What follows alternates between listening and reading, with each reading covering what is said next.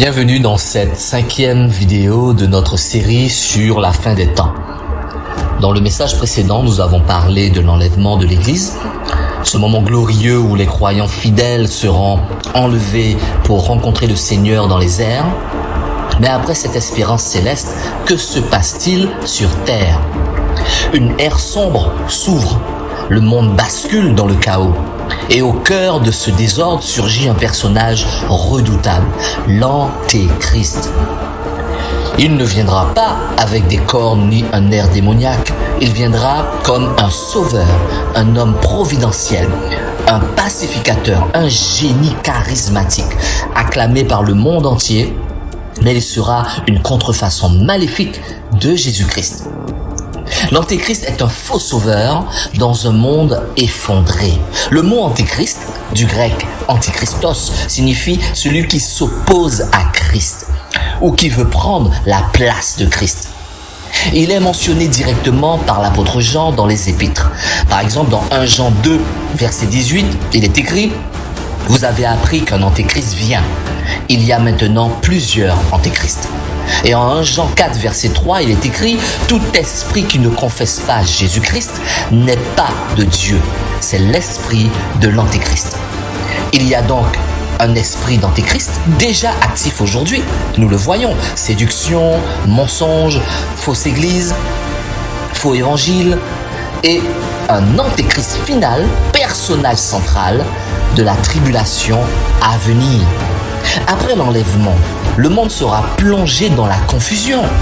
Vous imaginez, disparition soudaine de millions et de millions de croyants, de disciples de Jésus-Christ, enlevés, effondrement économique, instabilité politique, détresse spirituelle. Et c'est dans ce vide que l'Antéchrist s'élèvera, non pas comme un tyran, mais comme une réponse, un messie mondial. Il est appelé dans 2 Thessaloniciens 2, versets 3 à 4, l'homme du péché, le fils de la perdition. En Apocalypse 13, on le décrit comme la bête, instrument de Satan, séducteur global. Il apparaîtra comme un leader politique mondial, rassemblant les nations, un génie économique, restructurant un monde en ruine, un chef spirituel, instaurant une religion universelle sans repentance. Les esprits sont déjà préparés à cela. Il y a le rejet des valeurs bibliques, nous le voyons tous les jours. Il y a un appel à une gouvernance mondiale. Les gens recherchent la paix, coûte que coûte. Et il est l'image inversée de Jésus-Christ, spirituellement parlant. Il y aura des faux miracles, nous le voyons dans 2 Thessaloniciens 2, verset 9. Il aura des paroles séduisantes, avec une apparence angélique. Il plaira au plus grand nombre. Mais il sera animé par Satan. Même aujourd'hui, l'esprit de l'Antéchrist agit. Il remplace la croix par la performance, la vérité par la popularité, Jésus par l'homme. Alors ne sois pas séduit, mais garde les yeux fixés sur le vrai Christ. Le traité de paix avec Israël sera signé, et ce sera le signal du commencement. Daniel 9, verset 27 explique « L'Antéchrist confirmera une alliance avec plusieurs pendant 1 semaine. » Dans la Bible, dans Daniel, 1 semaine est représentée par 7 ans. Ce traité de paix sera le point de départ officiel de la tribulation. Ce pacte inclura une reconnaissance internationale d'Israël, une garantie de sécurité pour le peuple juif et la permission de construire le 3e temple. Ce traité sera applaudi par le monde entier. Mais bien sûr, pourquoi? Parce que après tant de conflits, voici enfin un homme capable d'apporter la paix au Moyen-Orient. Mais attention, cette paix est illusoire. Jérémie 6, verset 14 nous dit « Ils disent paix, paix !» Et il n'y a point de paix.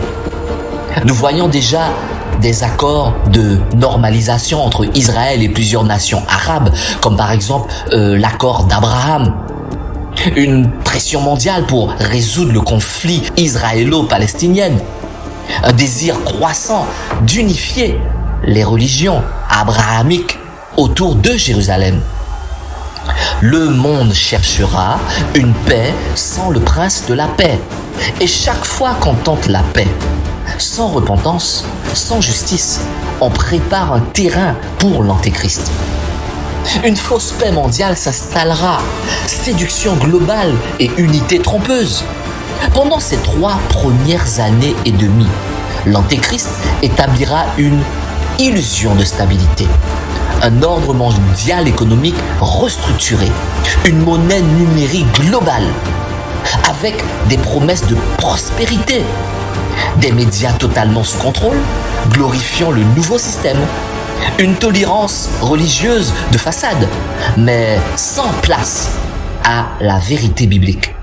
Apocalypse 13, verset 3 à 4 nous dit « Toute la terre était dans l'admiration derrière la baie, et ils adorèrent le dragon. » Le monde pensera avoir trouvé le sauveur ultime.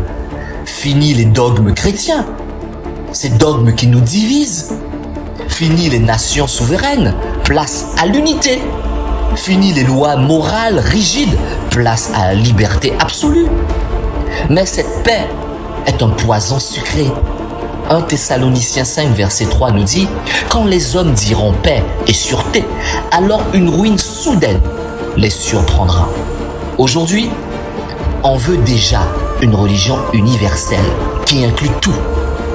On veut déjà un gouvernement mondial pour la planète. On veut déjà une intelligence artificielle pour diriger l'humanité. Mais oui, tout est en place. En tout cas, tout se prépare. Frères et sœurs, méfiez-vous des promesses de paix sans repentance. Une église qui prêche plus le péché prépare les cœurs à l'antéchrist. Suivez pas la foule, suivez la croix. Une religion mondiale, c'est l'apostasie organisée. Mais pendant ces 3 premières années et demie, l'antéchrist encouragera cette religion mondiale qui unira tous les croyants sous un même toit, sauf la foi véritable. Apocalypse 17 décrit la grande prostituée. Une fausse église, riche, très riche, influente, séduisante, mais infidèle à Dieu. Les caractéristiques de cette religion mondiale sont les suivantes. Elle prônera l'amour sans la vérité, le progrès spirituel sans la repentance, l'unité sans la sainteté, la tolérance de tout sauf du vrai évangile. Nous voyons déjà cela arriver de nos jours, des mouvements interreligieux qui nient l'exclusivité de Jésus-Christ, le Messie, le Sauveur, des temples abrahamiques qui unissent judaïsme, islam et le pseudo-christianisme, et des pasteurs qui affirment que toutes les religions mènent à Dieu. 2 Timothée 4, versets 3 à 4 nous dit « Ils se donneront une foule de docteurs selon leurs propres désirs. Ils détourneront l'oreille de la vérité. » Et c'est ce que nous voyons. Mais mon frère, ma sœur, prépare-toi à dire non à cette religion mondiale. Reste fidèle à la parole.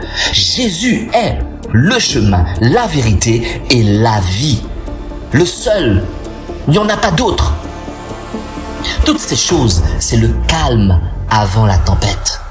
Pendant ces 3 premières années et demie, l'antéchrist séduira le monde. Il installera un faux royaume de paix. Il préparera le terrain pour la persécution future. Mais cette tranquillité n'est qu'un calme trompeur avant une tempête apocalyptique. Alors, sachez que dans la prochaine vidéo, nous verrons comment ce même homme brisera son alliance, se révélera comme un tyran sanguinaire et déclenchera la grande persécution, marquant ces derniers 3 ans et demi. Frères et sœurs, prenons un moment pour prier ensemble. Prions.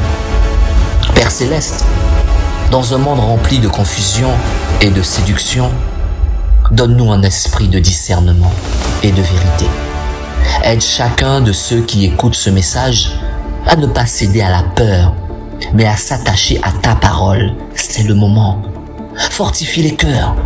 Prépare ton église. Réveille ceux qui dorment encore. Nous refusons la marque de l'ennemi.